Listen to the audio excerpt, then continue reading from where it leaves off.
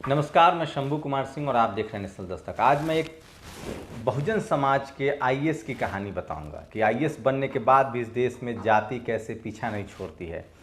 Direct IAS होने के बाद भी मुझे कलेक्टर नहीं बनने दिया। ये बात कही है रिटायरमेंट के बाद दिन छलका रमेश थेटे। बोले गुलामी से मुक्त हुआ, पत्र जारी कर नौकरी में अपने साथ हुए अन्याय का जिक्र किया। दरअसल सचिव पिछड़ा वर्ग और अल्पसंख्यक कल्याण विभाग रमेश थेटे शुक्रवार को रिटायर्ड हो गए। रिटायरमेंट के दिन उनका दर्द छलक उठा। मीडिया को पत्र जारी कर उन्होंने नौकरी के दौरान उनके साथ हुए अन्याय का जिक्र किया।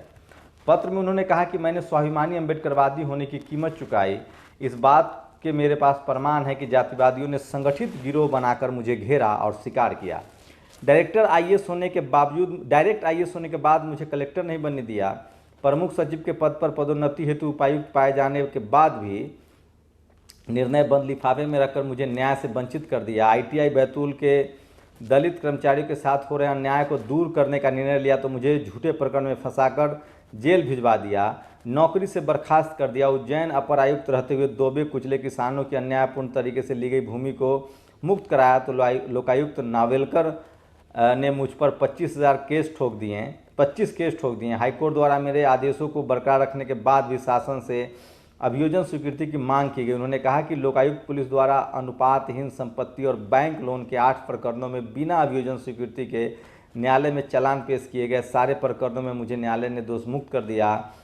तो अपेक्स बैंक का कर्ज मैं ब्याज के चुकाने के बावजूद मेरी पत्नी पर केस ठोक दिया और मुझे सह आरोपी बनाकर पदोन्नति न मिले, यह सुनिश्चित किया गया। लेकिन अब मैं गुलामी से मुक्त हो गया हूँ। बाबा साहब का संविधान मेरे हाथ में है। मैं दबे कुचले लोगों की आवाज़ उठाता रहूँगा।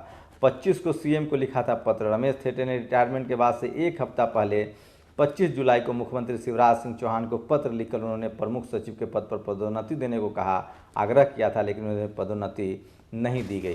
तो ये कहानी सिर्फ एक आईएएस की नहीं है। इस देश में जस्टिस कर्नन याद है आप लोग, इस देश में मुख्य चीफ जस्टिस ऑफ इंडिया बने। उनके साथ पता है क्या हुआ, उनको किस तरह से ब्लैकमेल किया गया, उनके बेटे को फंसाया गया, जस्टिस कर्नन को जेल में डाल दिया गया। वो कोलकाता हाईकोर्ट के जज थे। आईएएस आईपीएस आप कुछ भी बनिए, जाति आपका पीछा नहीं छोड़ते। और इसकी वजह जानते हैं क्या है? इसकी दो बड़ी वजह हैं। एक तो हमारे बहुजन समाज के जो लोग हैं, जो नौकरी पेशा में आ पाए, बहुत कम संख्या में है, वो कहीं ना कहीं उनके मन में डर है, झिझक है।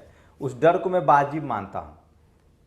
परिवार चलाने का दर्द, उनके पास प्लान बी नहीं है, खेत नहीं है, ज़मीन नहीं है, बिजनेस नहीं, व्यापार नहीं है, वो घूसखोरी नहीं कर सकते, वो गुंडागर्दी नहीं कर सकते, वो दुरुपयोग नहीं करते हैं पद का।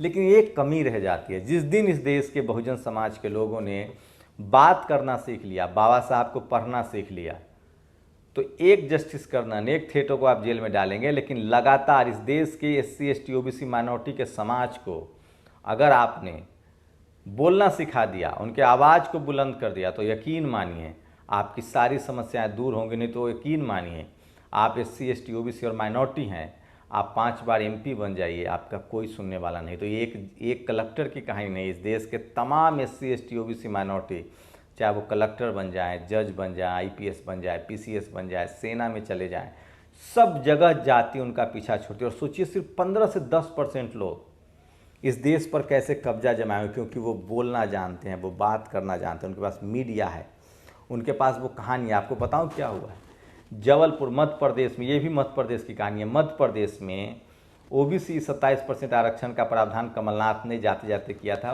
पॉलिटिकल स्टंट था। उसके बाद वहाँ के लोग हाईकोर्ट चले गए। अब पता चला है कि जो वकील थे, जो वकील सुनवाई कर रहे थे, साहू जी जो ओबीसी कैटेगरी के हैं, जो वकील थे, उन पर हमला हुआ है। उन पर 3 दिन 4 दिन पहले हमला हुआ है। और सोचिए हमारा बहुजन समाज का वकील भी सुनवाई नहीं कर सकता। लेकिन ये मैं आपको डराने के लिए नहीं कह रहा हूँ, ये कह रहा हूँ कि आप एकजुट होइए, अपनी आवाज़ बुलंद कीजिए, सोशल मीडिया पर अपनी बात कहिए।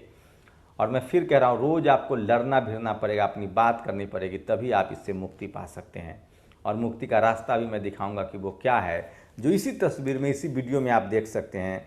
मैं आपको दिखाता हूँ 2 शानदार वीडियो जो इस देश के बहुजनों को याद रहेगा। और हमेशा याद रखना चाहिए कि अगर ये रास्ता आपने अपना लिया तो बहुजन समाज बदलेगा और आपको कोई नीचा नहीं दिखा सकता। ये आपको समझना पड़ेगा। और वो तस्वीरें मैं दिखा रहा हूँ जो बहुत ही ज़रूरी है। ये देखिए, ये उत्तर प्रदेश जिला बस्ती लॉकडाउन में बहुजन सांस्कृतिक उत्सव है। इस तस्वीर को देखिए और पूरे वीडियो को पहले आप सुन लीजिए, 47 सेकेंड का वीडियो। हर हाथ में बाबा साहब फुले का विचार है। और ये देखिए किस तरह से अम्बेडकर रीति रिवाज से शादी हुई है। जिस दिन इस देश के बहुजनों ने इस संस्कृति को अपना लिया, फूले पेरियार अम्बेडकर को अपना लिया, यकीन मानिए आपको कोई डरा नहीं सकता। आज भले तमाम लोग के मंदिर बन रहे हैं, लेकिन मैं बता रहा हूँ भारत कैसे बुद्धमय था, और इसको जिस दिन आपने अपना लिया आपको कोई डिगा नहीं सकता। इस देश में हज़ारों बुद्धिस्ट मानने वाले लोग हैं, सैकड़ों कंट्री हैं, दुनिया भर के हज़ारों यूनिवर्सिटी में रिसर्च और पीएचडी और पढ़ाई लिखाई हो रही है। लॉकडाउन के बीच गुजरात के बड़नगर में खुदाई चल रही है। बौद्ध विहार के 2 कमरे 4 दीवारें मिली हैं। दीवारें 1 मीटर चौड़ी 2 मीटर ऊंची हैं। आश्चर्य की नरकंकाल मिला है, पद्मासन की मुद्रा में बैठा हुआ, ठीक जैसे बुद्ध बैठते थे। घोर आश्चर्य के निर्माण के बाद भी नरकंकाल उसी मुद्रा में है। उससे आश्चर्य की हजारों साल बाद भी अभी भी उसी मुद्रा में नरकंकाल बैठा है। मृत्यु को कैसे चैलेंज करते थे बौद्ध भिक्षु, सबूत सामने है। सोचिए किस तरह से इस देश को जो बुद्धमय देश था, जिस तरह से हम लोग सब कुछ सोने की चिड़िया थी भारत, 17 यूनिवर्सिटियाँ थी, तक्षशिला नालंदा, उसको कैसे बर्बाद किया जा रहा है। और इसके पीछे है आपको स्कूल कॉलेज नहीं जाने दिया जा रहा है, पढ़ाई लिखाई से वंचित किया जा रहा है। आप समझने की कोशिश कीजिए इस बात को। आज नई शिक्षा एजुकेशन पॉलिसी ला रही है, मैं उस पर सिर्फ ज़्यादा कुछ नहीं कहूँगा, 2 ही बातें कहूँगा। क्या इस देश का कोई ब्राह्मण चैलेंज एक्सेप्ट करेगा कि वो अपने बच्चे को अंग्रेजी स्कूल में ना पढ़ाए? अगर संस्कृत उसकी संस्कृति है और मैकाले ने अगर इस देश को बर्बाद किया है, तो क्या ब्राह्मण कसम खाए कि अपने बच्चों को स्कूल से निकाल लेगा और वो संस्कृत में पढ़ाएगा, वो हिंदी पढ़ाएगा? स्मृति ईरानी अपने बच्चे को बुला ले, जेपी नड्डा जो खुद अंग्रेजी स्कूल में क्रिश्चियन के स्कूल में पढ़े, आडवाणी जो खुद क्रिश्चियन के स्कूल में पढ़े, मोदी जो स्कूल नहीं जा पाए प्रधानमंत्री के बाद भी वो किस तरह से इन्फर्टी कम्प्लेक्स में रहते हैं। मैं फिर कह रहा हूँ, ये हिंदी जो आप पर थोपा जा रहा है, ये जो संस्कृत थोपा जा रहा है, स्कूल कॉलेज बंद किए जा रहे हैं, आपके बच्चे अब डॉक्टर इंजीनियर नहीं बन पाएंगे। उनको कहा जा रहा है कि आप ITI कीजिए, तुम लकड़ी का काम करो, तुम नल बनाओ, तुम टोटी बनाओ, तुम डॉक्टर इंजीनियर नहीं बनो। डॉक्टर इंजीनियर वो बनेंगे जिनके पास पैसे हैं, जो स्कूल कॉलेज अपने बच्चों को भेज सकते हैं, जो विदेश पढ़ा सकते हैं।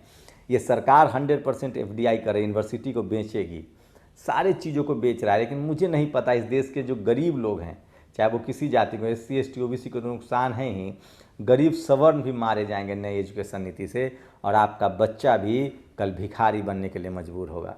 ये अंग्रेजी से हटा रहे हैं आपको, चाइना अंग्रेजी सीख रहा है, पूरी दुनिया के लोग अंग्रेजी सीख रहे हैं, ये कह रहे हैं संस्कृत सीखेंगे। दिलीप मंडल ने आज कैंपेन शुरू किया कि अगर इस देश के ब्राह्मणों में है शर्म बची हुई तो वो साफ साफ कहे कि भगवान की भाषा संस्कृत है और वो भगवान का स्वरूप है धरती पर, तो वो सिर्फ संस्कृत में बात करे, वो संस्कृत में ट्वीट करे, वो अपने बच्चों को अंग्रेजी स्कूल से निकाले और संस्कृत के स्कूल में डाले, वो संस्कृत में फेसबुक पोस्ट लिखे, वो संस्कृत में ट्वीट करे।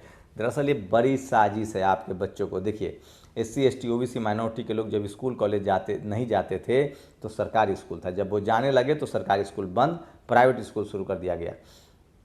अब जो भी थोड़े बहुत नवोदय या केंद्रीय विद्यालय जैसे बच्चे हुए, वहाँ आपके बच्चे को संस्कृत पढ़ाया जाएगा, जर्मन नहीं पढ़ाया जाएगा, अंग्रेजी नहीं पढ़ाई जाएगी। नतीजा क्या होगा? आपके बच्चे को ये, अगर इनकी हिम्मत है तो ये सारे अंग्रेजी स्कूल प्राइवेट बंद कर दे।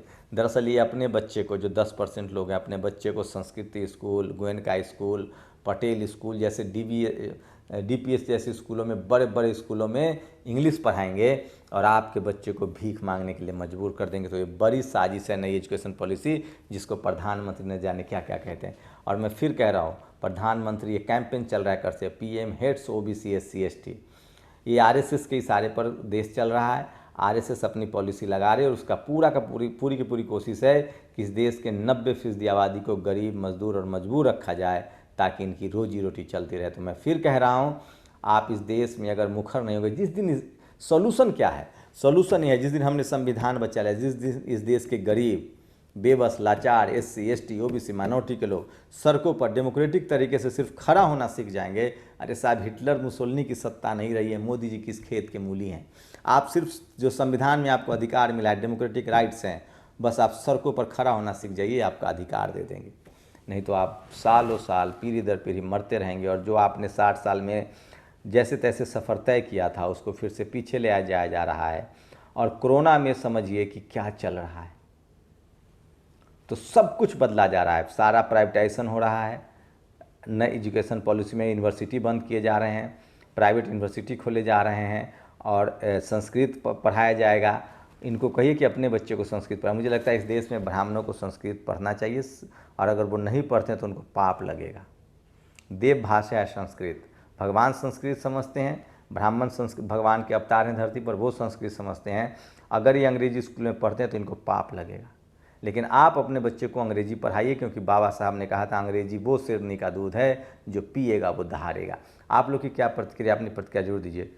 नेशनल दस्तक की आपसे गुजारिश है कि अगर इसको बचाना चाहते हैं तो नेशनल दस्तक को सब्सक्राइब करने के लिए रेड कलर के सब्सक्राइब बटन को दबाएं, फिर बेल आइकन की घंटी दबाएं। नेशनल दस्तक को बचाने के लिए बहुत जरूरी है कि हर खबर को शेयर करें, लाइक करें, कमेंट जरूर करें।